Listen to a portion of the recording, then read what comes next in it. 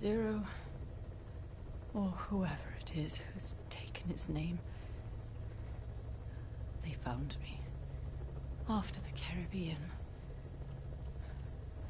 They made me simulate his will, so that even after the body was gone, that will would keep the world turning the way they wanted.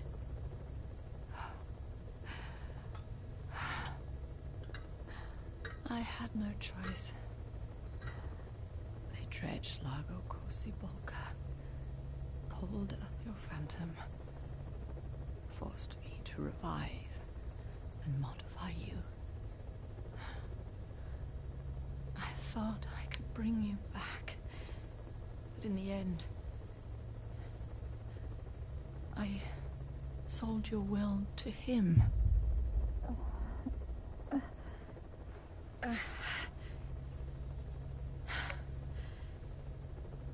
Now this pod is just one big shell. A husk. Your phantom's no longer here. As for me, everything I touch turns to ashes. I could never make anyone happy.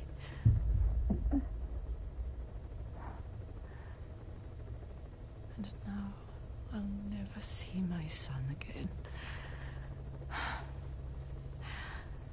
But at least Hal's free from his father's hands.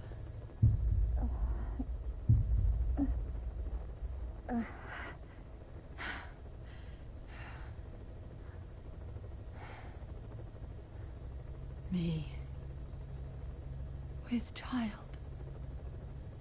Can you imagine? I wonder how you took the news. Were you jealous? I knew what I was doing. If I could pass your will onto a child I carried, my genes, your meme, a father would be irrelevant. If I did that, that child would be ours.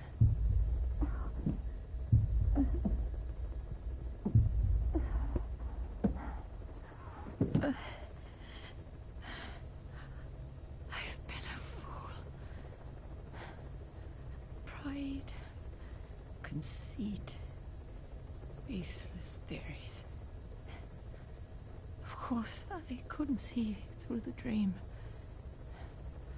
The false you I created. I only wanted to pass your will on to the next generation. But Zero took it away. And now I haven't just lost you. I've lost my...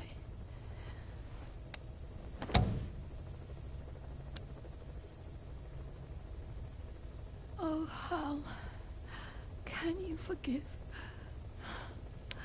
the mother who couldn't protect you?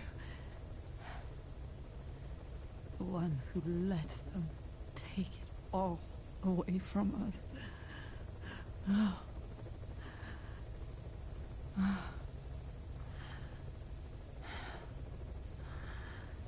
There's still hope. You, the one he took away. He'll never break your will. The will to make this world the way you saw it could be. I buried code, just to be sure. Inside of you, there is an egg. And when someone finds it, when they crack it, there'll be nothing left to stop you. The world you envisioned will become a reality.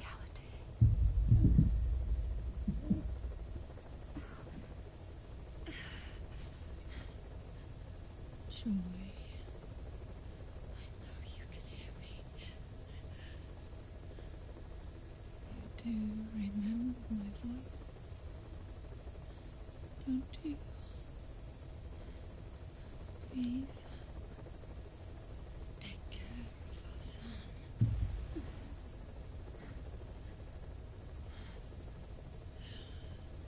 Don't ever be afraid. Whatever happens there, she'll be watching over you. The system, the framework for your world will protect you. You don't need me.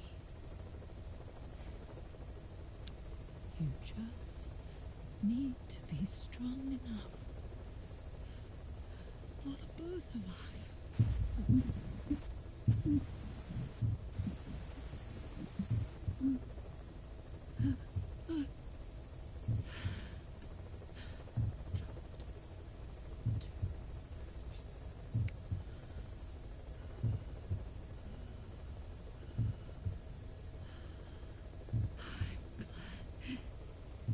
You.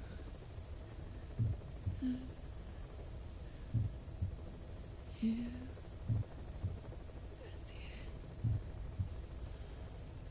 I think I hear your pulse.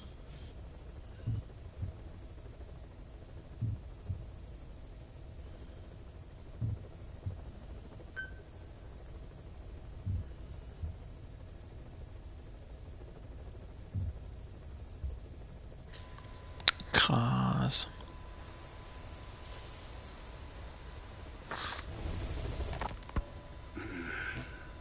It appears I was looking at things wrong.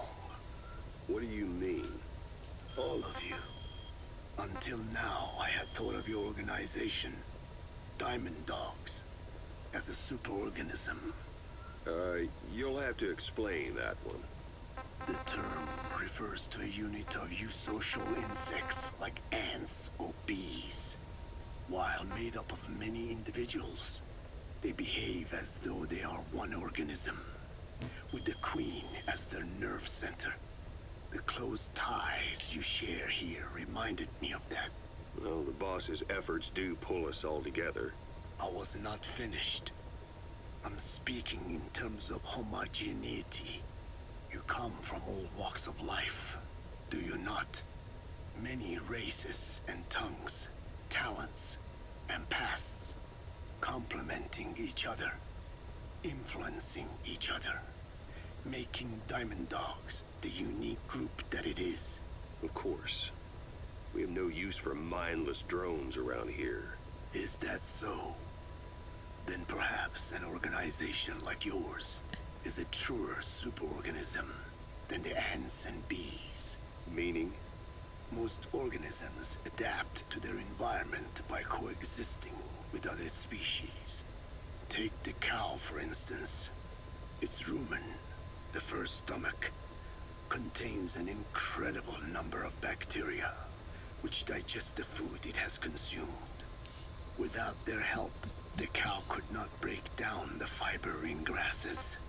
The cow has to outsource its means of survival to them. You don't say. Man is the same. Some 100 trillion bacteria live inside the human intestines. Without the bacteria, they could not function properly. And it does not stop there. The stomach, the mouth, the skin, even the placenta contains bacteria that coexist with us. The same is true of parasites.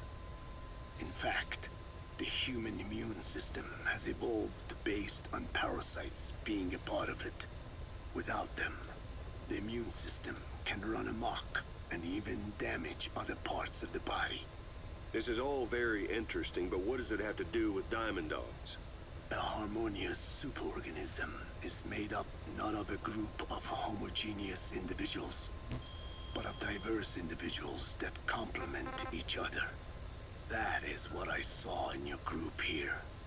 Then it occurred to me that man is a superorganism. Man's phenotype is not determined solely by his genetics.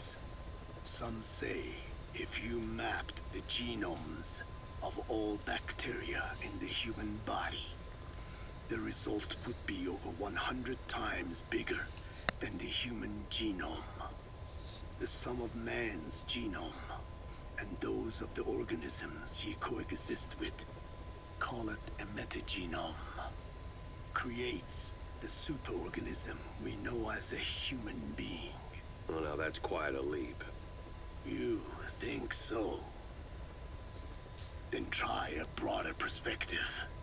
If our world were a human body, you would be parasites. You make a living by doing the dirty work that the world powers cannot handle themselves. From their perspective, you are likely a nuisance. But without you, pus would build up around the world, and autotoxemia, self-poisoning, would follow. The world needs your kind. Thank goodness for that.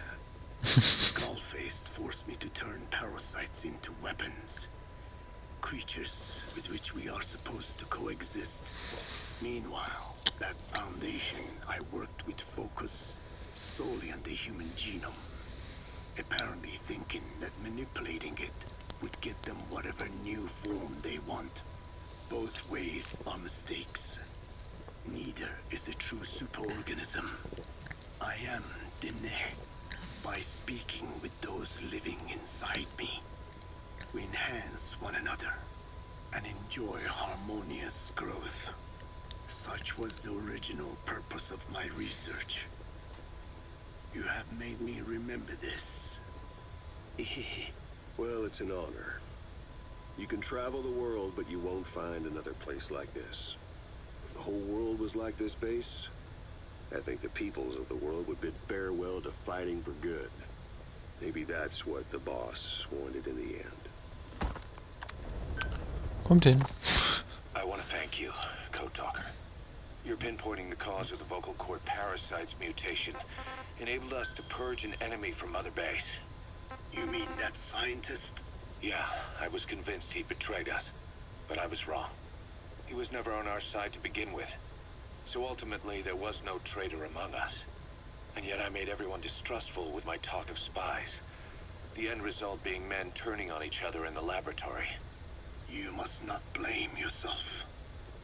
They were all infected with the mutated strain. The outcome would have been the same.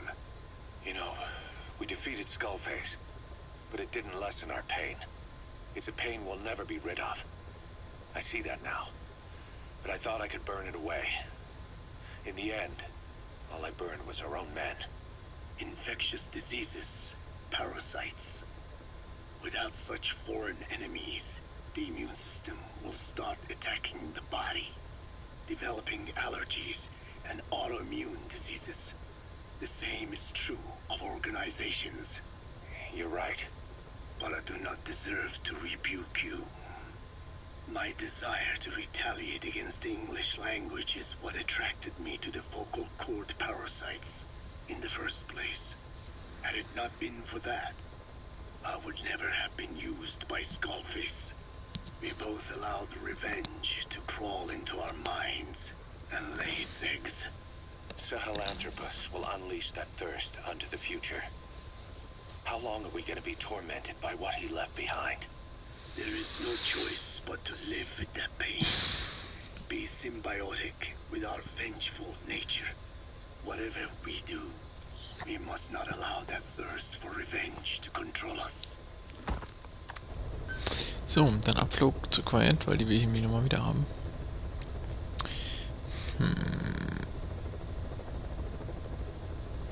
Na, ich nehme die Ruinen. Dann nehme ich halt